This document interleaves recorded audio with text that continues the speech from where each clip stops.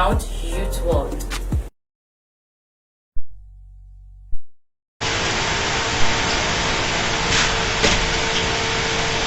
Welcome back. You're watching and listening to Youth Arena on Freetown Television Network, channel 35. And of course, our topic of discussion today is drug abuse. Drug abuse is the misuse of illegal drugs or prescription or on-the-counter drugs for purposes other than that which it was created for. And it has been said that in Sierra Leone, drug abuse has actually increasingly increased the problems of mental illness among young people.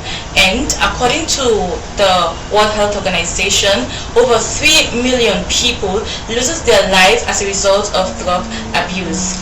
And now today, Youth Arena is asking the question, why is our young generation, our future leaders, going and engaging into drug abuse? To discuss this in the program, I have with me two guests in the program to talk about drug abuse and its effect. First in the studio, I have with me Mr. Habib Tiger Kamara, the Executive Director of Social Linkage for Youth Development and Child Link. He's here to talk to us about drug abuse, as they are a civil society organization that are aiming at combating drug abuse and also advocating for drug abuse policies. And I also have with me Mr. Brahma Lahai from King Hammer Road Government Hospital, who's here to talk about the mental consequences of drug abuse. Good evening and welcome to the program. Good evening. Good evening. Okay, first of all, we're going to start with you, Mr. Habib Tiger Kamara. You have an organization that is advocating for drug abuse policies. In a nutshell, tell us what your organization is all about, what you're doing, just so people know. My organization is Social Linkages for Youth Development and Child Link. It's a civil society organization that work with drug users and other substance abusers, and again advocate for policy reforms. Presently, I'm working with injecting drug users on the HIV response in the country, reaching out to injecting drug users. So presently we have offices in Freetown, Bo and McKinney on the HIV response. There is this international contention that we should not leave anyone behind. And we are working with the key population. These are vulnerable population that are hard to reach based on their activities, based on their behavior. It is criminal, like drug users. As we know, drug use in Sierra Leone is a crime. The 2001 Pharmacy Acts criminate drug abuse use, and the 2008 when the cocaine plane landed from Venezuela to this country, the then parliament rushed to give us an act, which is the 2008 Drug Act, which is discriminating. So since that time we have been advocating, and we have been talking about things that we are now seeing in the country. 15 years back, the way our youth we are thinking is not the way this present youth are thinking, based on the dynamics of the country. As you watch in 2015, the population from 15, youth are persons from the age of 15 to 35. And the past census in 2015 said 75% of that population is what we have now, which is about 3.5. And the way... Mr. Abi, tell us which activities you've been engaging as an organization that is advocating for drug abuse. I've been having stakeholders meeting. I have a drop-in centers that host drug users within Freetown, Waterloo, Bo and McKinney. And I have a team which I work with peer navigators and peer educators that reach out to their peers in hideout with the HIV combined prevention messages and services. We go in there, more especially those that are injectors, and you have a lot of the increase. We did a population size estimate in 2013 with HIV/AIDS and UNAIDS that inform us of reaching out to them, because in 2007 the International Convention on Health took that we should not leave no one behind. If we want to attain that in 2030 HIV/AIDS and drug abuse should not be a public health challenge, that means you should not leave anyone behind. you have to have a mark there, a percentage that they put, which is 90, 90, 90. Reach 90% of the drug community or the community you are serving. That 90%, you have to link them on treatment. That 90%, you have to suppress their viral load. But here, the population we are working with, the law is not there. The 2008 Act criminalizes even drug abuse. But the international community and the Ministry of Health has been also mindful. They and the Ministry of Health has a strategy, and they are supporting my implementation in Freetown. But there's a drug problem in this country, immense drug problem, more especially among young people that are coming up, my sister. And these young people has innovation now in drugs, in the area we are seeing the trench at drugs is way. So government has to be mindful to engage these young people, because there's a lot of poverty is being associated with drug issue, social problem. But we miss as a country during our DDR process. DDR could have encaptured rehabilitation. As we speak, we do not have rehabilitation centers in this country. The Kisimenta home is not meant for rehabilitation. Kisimenta home is meant for mental illness. That is the divergence of that relationship. We need a psychosocial counselors. Based on the trend we are seeing, young people are now actively participating on drugs, and they are not just stopping on drugs, and they are sexually active.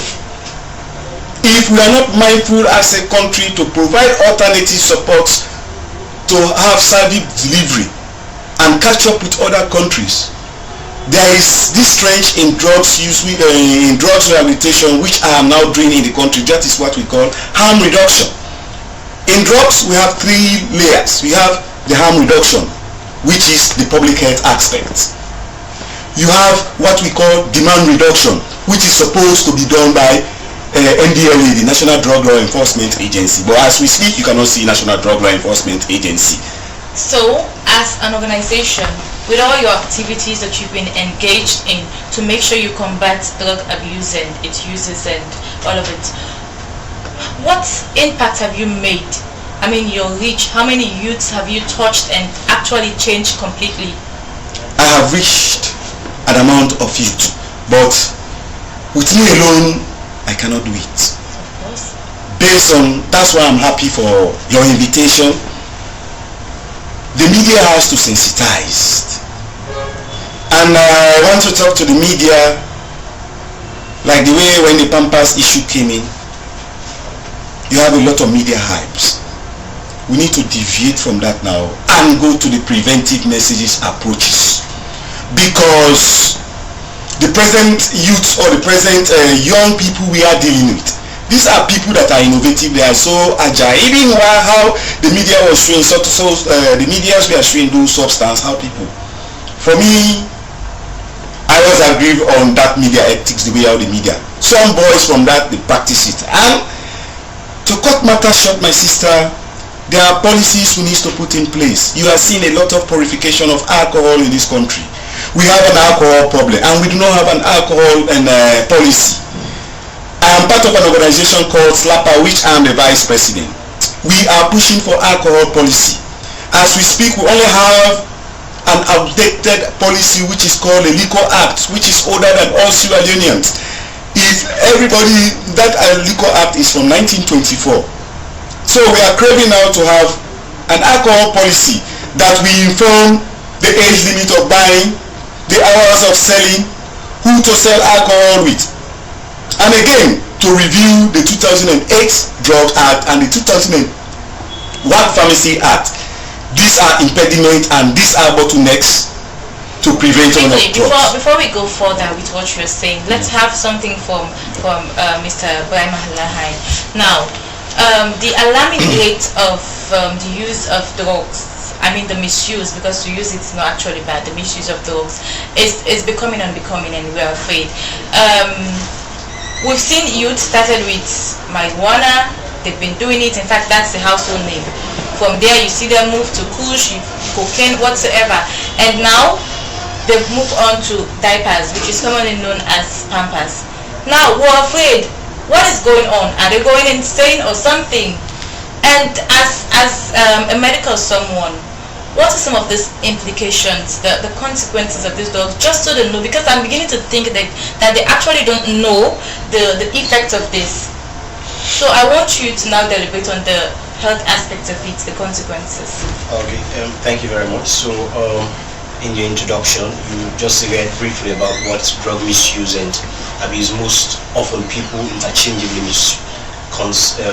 place the different concepts in a confusing way. We have a difference between drug misuse and abuse.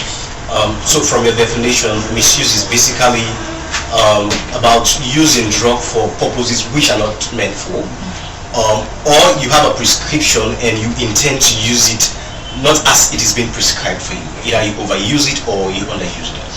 And so persistent misuse of drugs leads to abuse. So because of the dependence, the withdrawal symptoms, and the euphoria people get from the misuse of drugs will lead to the abuse. And so what we normally see in society, what we refer to as abuse, because the misuse has created something that will lead them to abuse it. Yeah, so now what will happen definitely to the health sector? In as much as we have an evolution in the young generation, we have a larger population of young people who are so not engaged.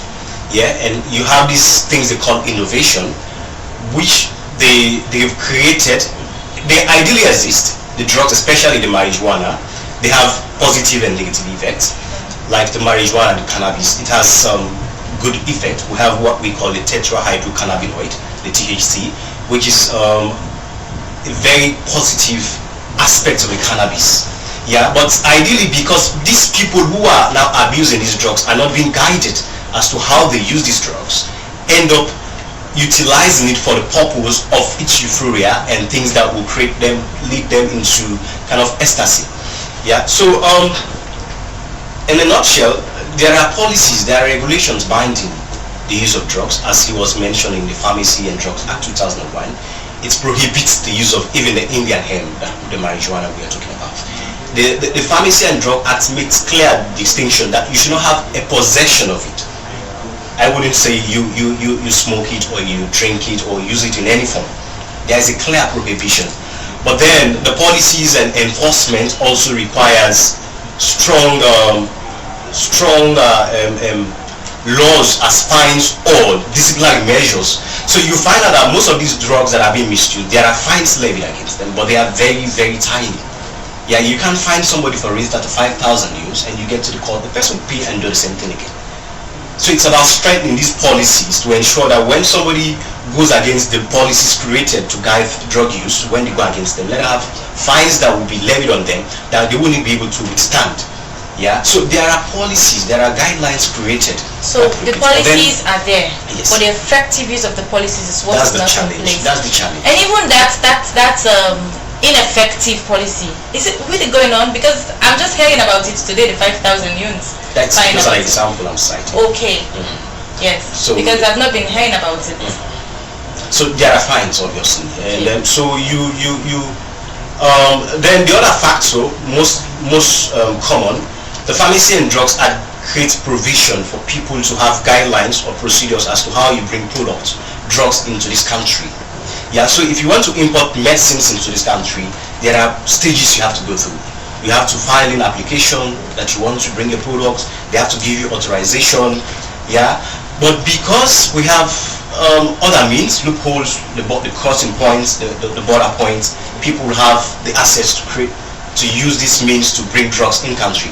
Because ideally, the most commonly misused drugs beside the marijuana that are being planted in country, you talk of the morphines, the codeines, you talk of the tramadols that are being imported. There are regulations as to how you even utilize them within the community pharmacies. There are guidelines how you use them within the hospital setting.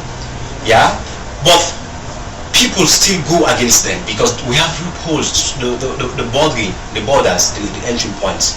These are the accessible ways people bring in this program. I was fortunate to have an interview with a youth. He actually came out plain and said, yes, I'm taking out tramadol. He said that to me, and I asked the reason why he's taking tramadol and if he doesn't know the repercussions of taking tramadol. And he said he's taking it for his job. He's somebody who sells at around PZ, and because of that, he said when he take tramadol, going out to do his business, it becomes more effective.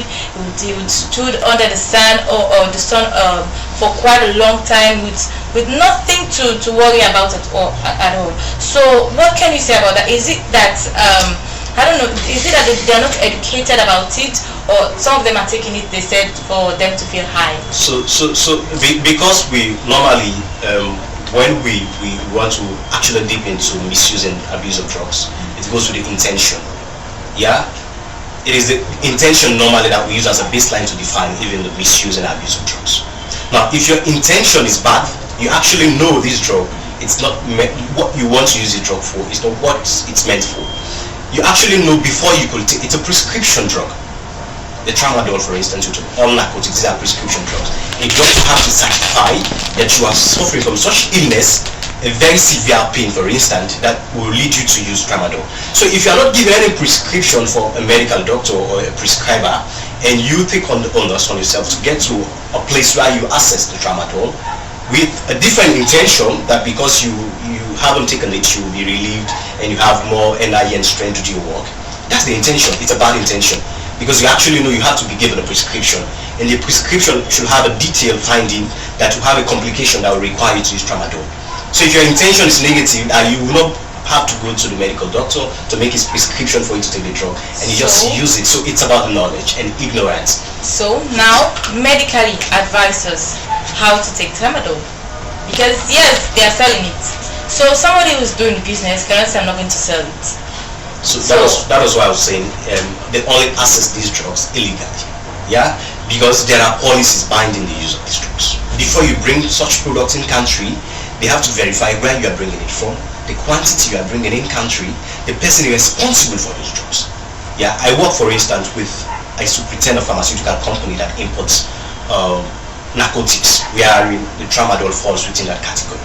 Most of these abuse drugs, narcotics. These are psychoactive. Actually, they are used to act on the central nervous system. These are CNS depressants. They depress your brain, your CNS, to make you moody and alert, especially if you have challenge with your health, especially when you have pain and some kind of stubborn conditions that you need to rest and have some good time. Yeah. So the policies, you have to apply for these products, the monitor their flow, how they come in country, and also their distribution. So for instance, if I import tramadol, 100 ampoules of tramadol, yeah, I have to give the pharmacy board of Sierra Leone, details of those 100 ampoules. When I want to distribute them to community pharmacies or hospitals, I have to tell them details of the different places where I distributed my products. They will also have to do inspection to those different community pharmacies and hospitals, how do you utilize them based on prescriptions. So any other person accessing these narcotics that have been abused might have got them through illegal means. And so that was what I was saying, the entry points, we have challenges obviously. People create entry points to bring in these things. And you can't, the regulatory body, which is the pharmacy board, can't be everywhere. They do inspections, they do monitoring, but it cannot be at every corner, every point around the town. So it's about the community also to help, to be vigilant. Yeah, if you know this drug has to be used with prescription and you see somebody accessing it, it is your right to make it alarming. You have community leaders, you can channel it through them and it can reach the pharmacy board that such drugs are being accessed through this means. Yeah, but there are policies, the enforcement is going on, but then the regulatory officers, the pharmacy board, cannot be everywhere. But to make it very clear, there are policies guiding the utilization of these drugs. Yeah, and people who bring these drugs in country legally are being monitored how they do distribution, and they are very mindful that people will only access these drugs through prescription, because that are the policies or the regulations about. Okay, now over to you, Mr. Habib. We've seen now the invention of a new drug, which they invented themselves. The diapers, which they actually boiled, put milk and sugar, whatever it is, They said it's going to make them feel high, they sleep for the whole of the day, and it prevents them from doing all sort of bad things and all. You have an organization advocating for that and trying to combat all of those things. And it has been on an alarming issue. It has actually been all over the place. What have you done, or what have you thought of doing to change that mindset of those youth? What have you done to combat that issue, because we want that to stop? Yeah, this is one of the forum that I'm using, talking to them. And initially when this thing started, I started reporting this thing since October. This thing initially started in Kabbalah, not in Kabbalata. It is in the forest where they saw those timbers. The younger people that works with those Chinese in that forest, based on the coal. So that is the way that thing started. It came into Kabbalah town. The first incident that I saw, it was in Matruyon in November, when we went to form the Sierra Leone alcohol policy chapter in that district. So we have been talking to these guys, but this thing came into an increase during December, during the holiday. Most of the cops we are seeing with them, with young guys, was that time they incorporate. And with an alcohol that came in around December, which is an insult to this country, Papa Big Mama Happy. People, that was the time this thing became. And in my own drop-in center, we have been telling them, I was with Christopher that links me with you. We are in about 5 hideout last week in Lumley. He saw the testimony you guys were giving. What is the real cause you guys are in back? Because there is no job. I will not leave my 2,000 to go and eat. After eating and become hungry, later there is nothing to replace it. We decide to take the Pampers, and the Pampers will make us sleep for days without protecting. I want to come in a bit. Yes. We actually did a lot of interviews with some of those youth before thinking about doing this program, and we still have those youth who are actually suffering, who are actually going through hell. They are not. They are students. They don't have someone to pay for them. We have someone who have people who feed themselves, who take care of themselves. They don't have people to aid them. But instead of doing that, they engage in something else. I mean, you cannot just say you don't have something to do, and you yourself, you know, you're not educated. You cannot just sit and you think it's going to come just like that. So speaking about that, I don't know, can you throw light on that? Because we actually have footage of that, where in youth express themselves, people give testimony of them being a student, but because they cannot aid themselves, they're engaging in this activity just so they don't engage in all the bad stuff and all. So I don't think that's an excuse for young people. Now my question is, you said you have been talking to you have been advocating for it, and this place you're here right now, the media is one of these places you've been using to advocate to stop that. Yes. Now, Sierra Leoneans, actually, we know how to talk about issues, we know how to discuss them, but to act on them is problem. So I think this issue, just this short time, it has been deliberated. Almost all the media houses have deliberated on this. So talking to them is not enough. As an organization, what do you want to do, or what are you going to do? Just one bold step that will. Now the media is doing what you are doing. An additional step to stop that is what I'm asking. One of my additional steps is to reach out to them, which I have started talking to them. I take myself as a case story when I'm talking to them. Usually they call me Brabra. I say, yeah, before coming Brabra, some of us are from Belgium. Belgium means we are from down there. We are children from the war. We did not came from anything that was rosary. I'm coming from far away from Freetown. The war started in our paths. It is education and the strive when we came to this city. We could have become drug users. We could have become school dropouts. But we focused. That is what we usually tell them. It is not bad if you have started this thing, but you have to rehabilitate. For you not just being on hangout from people, you yourself can make it. But majority of them, as you are saying, when you go is poverty. Yeah, poverty cannot lead you to go and take substance that you know that when you take that substance, it ends with health hazards. Okay, quickly, before we go for a break, Dr. Breimer, this newly invented drug, have you been able to figure out the consequences of it, the after effects, the health hazard on it? But what I can say, it's carcinogenic. What that means, it leads to cancer. Yeah, because its content, detail of it, I cannot say now. But there are findings that it's carcinogenic. So if you are on it for a couple of months or years for a longer duration, definitely the end product or the end result will be cancer. Your final advice to youth who actually going to drug abuse about the health hazard? Yes, so you have to bear in mind you're harming yourself, young people. Yeah, if you haven't things to engage yourself into, try the best you can to have collaboration, partner with other people who have innovative ideas, try to develop yourselves. But depending on drugs, that's the only way you can feel high, that's the only way you can feel relieved of the stress or whatever you're going through. It's a harm for yourself, and that will not help you to create a better future for yourself, and it will obviously lead to some kind of dangerous consequences that you will not anticipate for. So it will be better you focus on a partnership with colleagues who have innovative ideas and develop yourself for the future. Okay, thank you very much. You're watching and listening to Youth Arena on Freetown Television Network, channel 35, and of course on Freetown Radio 90.5 FM. And we've been discussing in the studio youth and drug abuse. Thank you very much. We're going to take a short break and we'll be right back. Stay with us. As young people, we go through so many challenges, difficulties, and some tough situations that seem to be stumbling block to us achieving our goal. Oh yes, I know it's happening because I am a youth. But hey, in the midst of all those trials and others, we still have that young and vibrant brain that thinks about creativity, innovation, education, and entertainment. And for far too long, you have been looking for that platform to showcase all those things. Oh well, here is a platform that gives you the opportunity to voice out the problems that are affecting you in your society and to showcase your talents and innovative skills.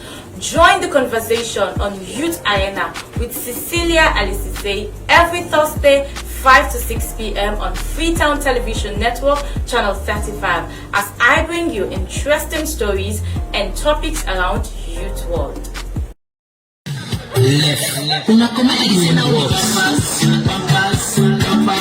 down na pampas. Yes, la refrigerable. Trabalhador, the good ignorable. Down na pampas, silly, la refrigerable. Trabalhador, the good ignorable. Down na pampas, silly. Level don't change, and no presso. Na pampas,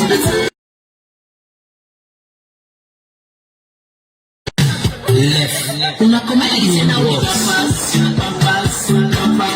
down na pampas. Yes, la refrigerable. Trabalhador, the good ignorable. Down na pampas, silly, la refrigerable. Trabalhador, the good ignorable. Down na pampas, silly. Level don't change, and no presso. Na pampas.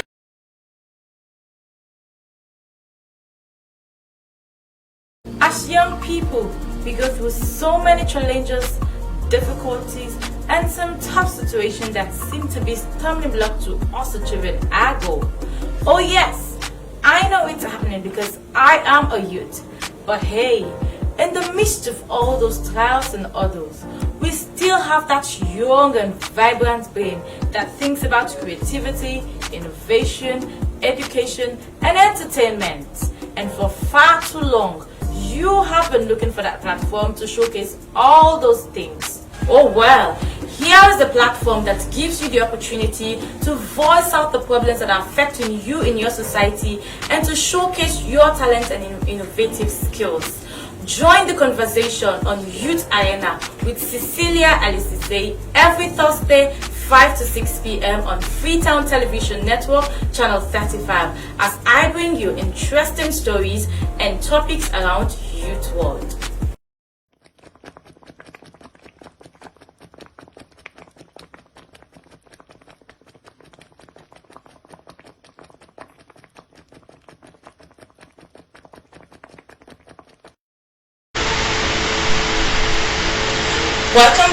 You're watching and listening to Youth Arena on Freetown Television Network, Channel 35, and on Freetown Radio 90.5 FM. And in the studio, we've been discussing youth and drug abuse. And now we've been joined by another guest, Mr. Abubakar Raymond Kamara, the CEO and founder of Advocacy Network for Girls. Good evening and welcome to the program, Abubakar. Yeah, good evening, Cecilia. Good evening, viewers. Okay, since you're just joining us, we're going to start with you. We're going now a bit away from drug abuse. Tell us what your organization do as an advocacy network. Alright, the word advocacy means seeking interest for less privileged children. Advocacy